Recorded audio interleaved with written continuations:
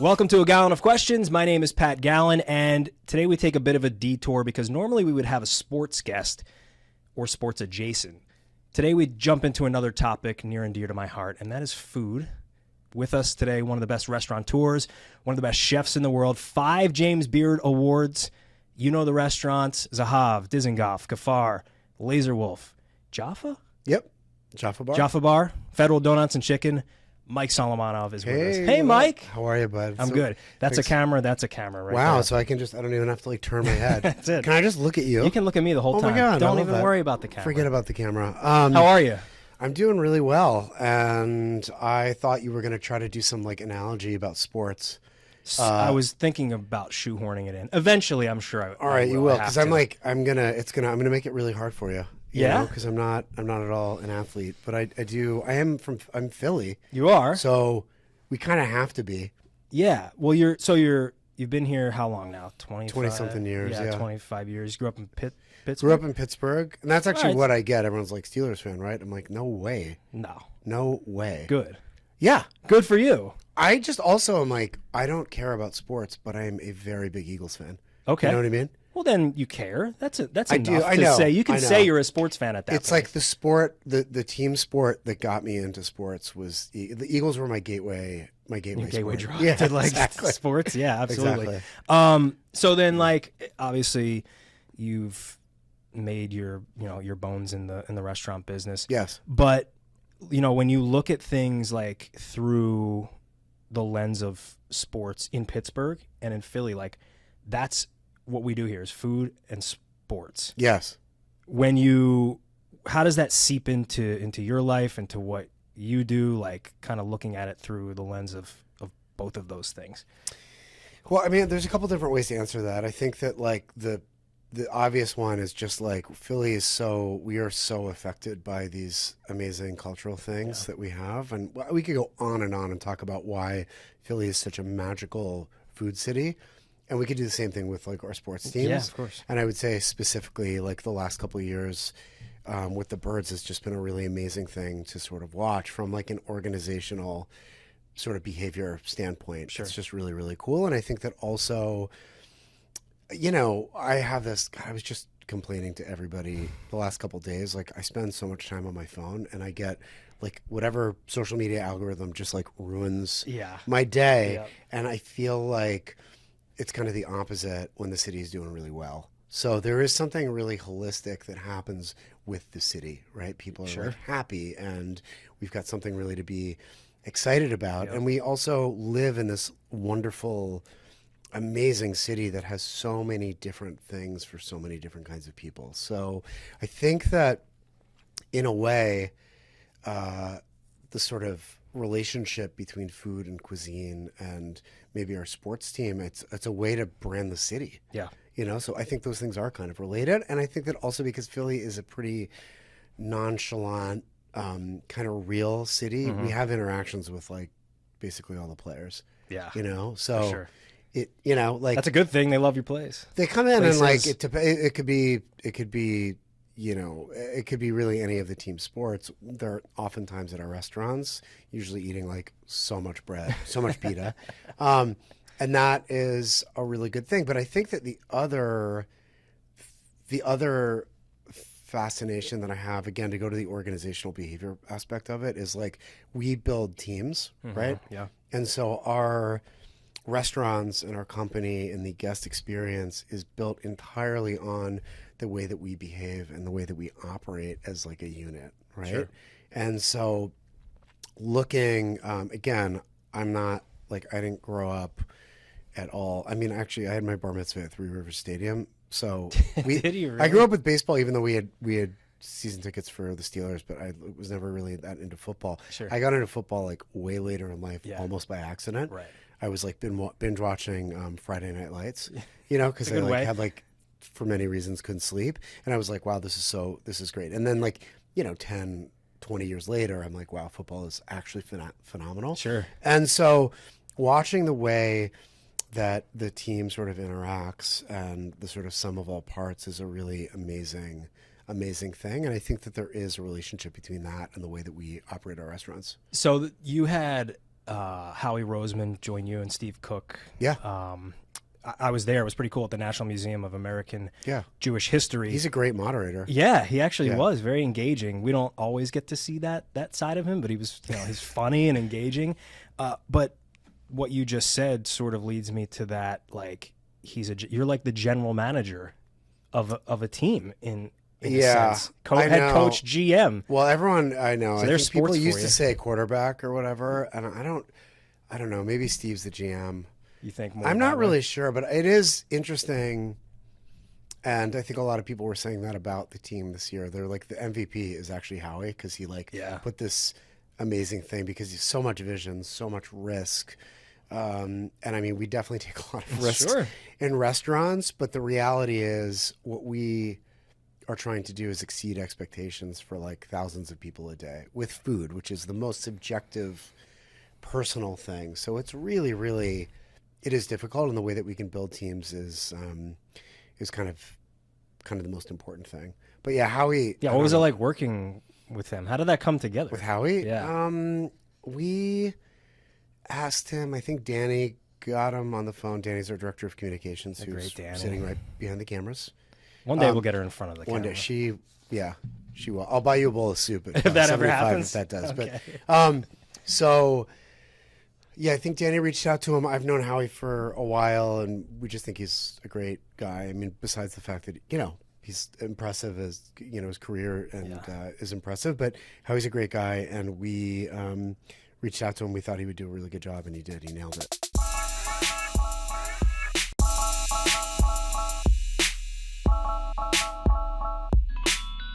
You and I got together probably 7 or 8 years ago now, and did one of the most fun stories I've ever done, which was I got to eat a bunch of food and then sweat it out because you brought me to Malik Jackson's boxing we gym. got to do some which was a blast. Yeah. Which, look, it's legit. If you've never done like a boxing type workout, it's legit. Not only that, but I had like a pound of lamb shoulder in my stomach. I don't know how we actually did that, because I don't remember it being like that much of a rest in between. There wasn't. It was just a drive over from the restaurant. Yeah. And that was it. But that was a lot of fun. Do you still box or no? Only with you. Yeah? Only with you. We should go back to Malik's. I would like to go back, because I need to sweat. I need to sweat it out. But what made you gravitate to boxing? So I think I needed like something to do. A while ago, this was actually the reason I got into Friday Night Lights. I got into recovery. I had a major drug problem and was an active addict for like years and years. And I got clean and sober like right after we opened Zahav. And I came out of rehab, and I was like, I don't have any hobbies. And I couldn't sleep, so that's why I was like literally just watching Friday Night Lights on demand. Right. And I was like suddenly speaking with like a Texas accent, and And you know all the football high school jargon. football, yeah. I was like, clear ass, full hearts, can't lose. Like before dinner service at Zahav all day long. like And that. so I needed like activities, and I needed to do something productive. And I used to kind of long distance run and like lift weights, but I just find it to be like a little bit boring. I mean, running is really nice. It just requires a lot of time. Yes. Which I don't have a lot of. Yeah.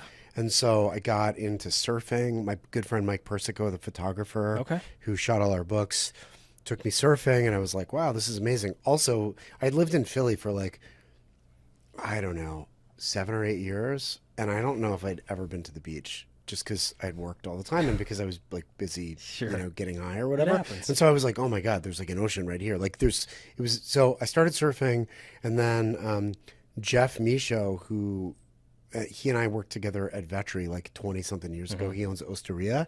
He, turned me on to boxing and just was like, this will work for your personality, and I got into it, and it's really amazing as an adult. I mean, I was like in my 30s, and to be able to like really challenge yourself like physically and mentally and do things that are very hard that you suck at, because I'm not coordinated, I'm not naturally athletic, and boxing just Had requires... me fooled.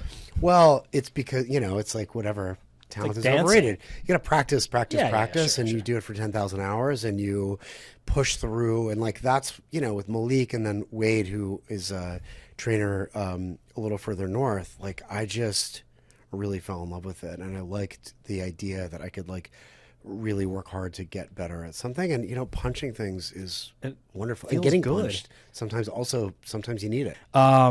You mentioned being in recovery. Like it's difficult sometimes for people to speak openly about it, but Yes. you've been pretty open about that. I've been very open about it. Going back to that interview we did 8 or 9 years ago or whatever it was. Oh, yeah. How difficult though was it to like take that step and be public about it? That's a great question. I think there were a couple weird kind of contradictions because I'm in an anonymous 12-step program that everybody's heard of, but you're supposed to sort of maintain anonymity. And then when I was in rehab, the other thing is like you're not supposed to make any major changes with your life. And then I told all my drug counselors I'm an owner of a restaurant, and it was in the recession. I mean, it was like a total nightmare. And they were like, "Oh, well, you can't be in restaurants." And I was like, "Well, what? I have no choice, And so I just felt like for me, especially for using like hard drugs that maybe aren't associated with, I don't even know. I was like, I don't know why I have to hide this stuff. And I also think that every single person that we know in some way is dealing with this, whether it's them personally or their families or their community. And, I've gone to like synagogues before to speak about this, and I can look into the crowd of people.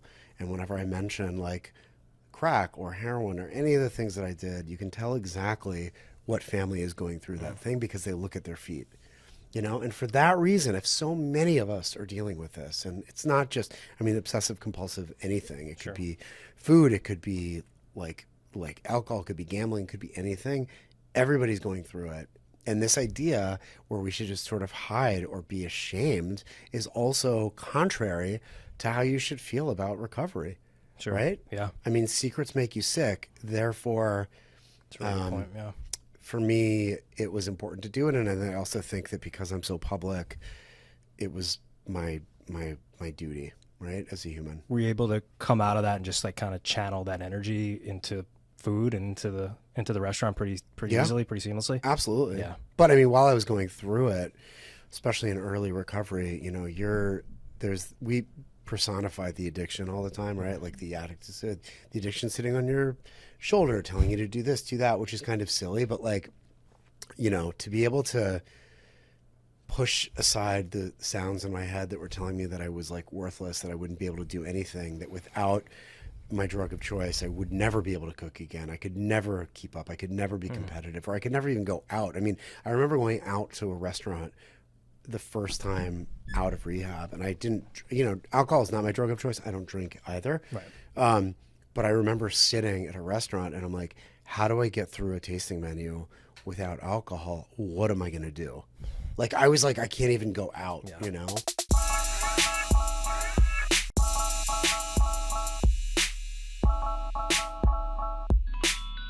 Talk about what you're doing now with the restaurants. You just opened one up in Miami. You got Federal Donuts and chicken everywhere. Yeah. Do you sleep? What is your sleep schedule? Sleep. I still watch Friday Night Lights sometimes late at night. No, I would say, yeah. No, I don't sleep a ton, but You don't have the bags though. That's good. Thank you, bud. That's Thank great. You. I drink a lot of coffee. Okay. And I try to be as balanced as I can. The reality is we have a huge team right now, and I guess I'm not even like sure what my actual job is, but I like to be at Zahav kind of the most, especially during dinner service. I spent a lot of time at Aviv, which is at the One Hotel in Miami, which has been amazing, which you guys should come down. Anytime I can get to Miami. There's a great gym. The gym there is unreal, and there's a heavy bag, so we can go. We can eat a lot of lamb. We can just walk right out of here and head to the do airport. I'm in. Exactly. So it's really been amazing. And then we are at the Hoxton in Brooklyn and Williamsburg, and we have Laser Wolf and Ekfar and a Jaffa there. And then we just opened Jaffa Bar here in Fishtown, which I've been spending a lot of time at. The problem is the burger at Jaffa Bar is so damn good. It's the only burger we have in our company. Yeah. And so like during opening, like I'm I obsessed was like, with burgers. I know I was eating like 7 cheeseburgers a week, and I was like, I can't. This this, you this know? is why we're getting back together. Exactly. A lot of cheeseburgers, back to boxing. I know. Have you been yet or no? I have not. Oh, Danny's dude. always been. She's hitting me up. She's like, you have to go. The burger is like stupid good, man. All right. I mean, it's an excellent restaurant. Andrew, the chef, is amazing. Sean, our beverage manager, is like a genius. Kaylee, our GM, is like amazing. You should definitely go, but we'll go and eat burgers. Let's do it. We'll do it, and we'll put on like a hoodie. Okay. Put the Eye of the Tiger on. And run Put the around a little bit. microwave vest on. The Yeah. thing, sweats it all out. You remember that? Is that a thing or That's no? a thing. Yeah, where you have to like make weight in Oh, like wrestling. Oh, when yeah, you're, yeah, we'll yeah, put the microwave suit on. oh, So everybody used to just put wetsuits on and go for runs. that also could work. Yeah, that would feel really good after eating a cheeseburger too. Let me tell you, in the summer. Hey, we did it once. We can Yeah, do yeah. it again. But how crazy is it now that you've got like a zillion restaurants? Well, I guess to bring it back to the recovery stuff, I mean, yeah, I think that there are all these cliches that we were sort of told that you're like, okay, you're drug counselors, you're kind of paid to say that, but like your life will be beyond our wildest dreams. And that, listen, having a bunch of restaurants, accolades, a nice life is wonderful, but being able to be proud of what you do and what you've done. And my partnership with Steve, our team, like building our team up is really amazing. So yeah, it's beyond my wildest dreams.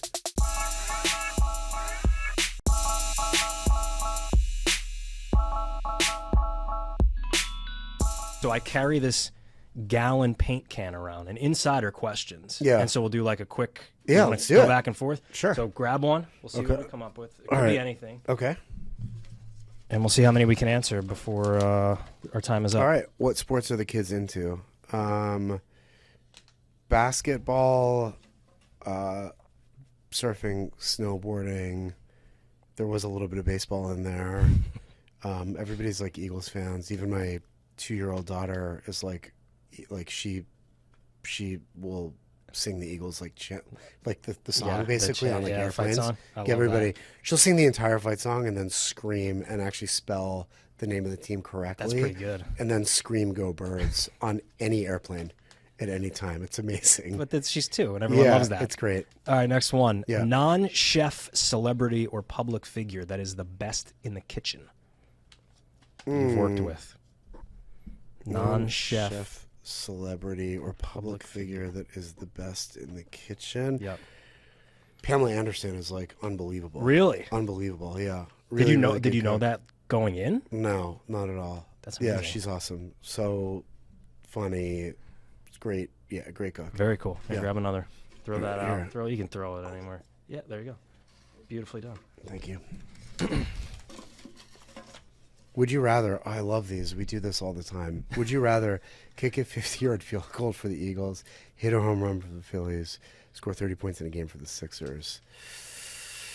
Not a sports guy, I know, but we had to I throw will tell some you, sports questions. The in here. clip that I watch all the time, like sometimes, like when we're going into a really, really busy Saturday night, Yeah. like I will get like pumped up a little bit, right? And I'll like watch like the last scene of like Karate Kid or something. Okay. Or I will watch Jake Elliott, like against the Giants. The 61-yard Yeah. field goal, yeah. That is like so well, and like whatever hype video is made is so good, and it gets you so fired up. And the fact that like his family was there watching Yeah, that, man, yeah. but then seeing all of the reactions in real time Sure. by the fans was the best. So I watch that all the time. So it would have to be that, but it would have to be more than 50 yards. Come on, 61. We can go 60. 63 yeah. or something. I just yeah. made up the number. Yeah, I think it was 60. 61, 63? No, it was, It was more up than there. that. It was more. It was than up that. Yeah, there. it was a record. Yeah. Best dish in Philly. Oh my Narrow it down to just one. Oh, I mean, I say this all the time, but number 9 at Fuss 75 is like, I mean, I eat that the most. So yeah, That's it. That's it's your great. that's your choice. Yeah, it's my choice. All right, let's see a couple my more. truth. Describe your perfect summer day. Summer day, Yeah. perfect summer day. It would be, We're getting very deep here on this. yeah. I mean, I really do love driving to the beach and surfing. Yeah. And So I would probably pick up iced coffee. Okay, I would leave my house. I live in the suburbs. I would go to Homeroom, which is in Gladwin. Okay. And I would get an iced latte, right, with my family. We would then also probably get chicken Caesar salads for the beach. Mm-hmm. But then we would drive. Before I got on 95, I would stop at Wawa and get a meatball hoagie. Because I like them like chilled on the beach. Right, because I got a salad, exactly. so I can do whatever I want. And then we would drive there. We would go and surf and hang out and just walk down to like Longport and then come up. Yeah. I'm usually like Margate is kind of where I go. It's like very close. And then we would go Dairy Bar.